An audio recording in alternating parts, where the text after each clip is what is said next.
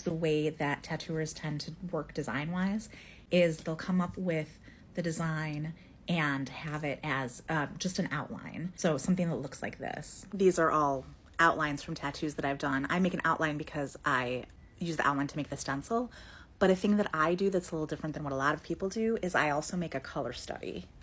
A color study just means that I take the outline and I also, on my own before the client ever gets there, use colored pencils and graphite and, shading to do a drawing basically of where I would put the colors. I do this because I like to be prepared. It helps me so that I don't have to think on my feet while I'm tattooing. I already have considered different options. But another reason that I think it's very useful is sometimes it actually changes my design once I've seen it in color. Here's an example.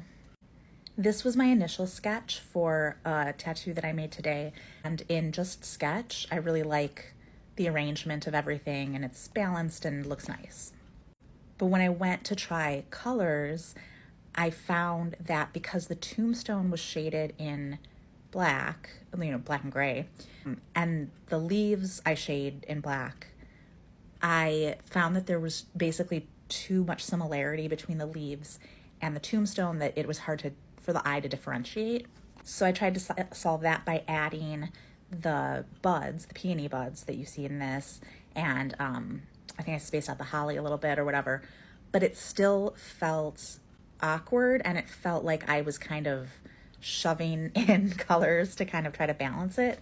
I don't think this is a terrible composition, but it wasn't quite there yet in my mind. So I ended up pulling out the flowers, rearranging them, and I really like how it turned out. Basically, it's not that different, but I took away the stem from the main peony and moved kind of where the buds were.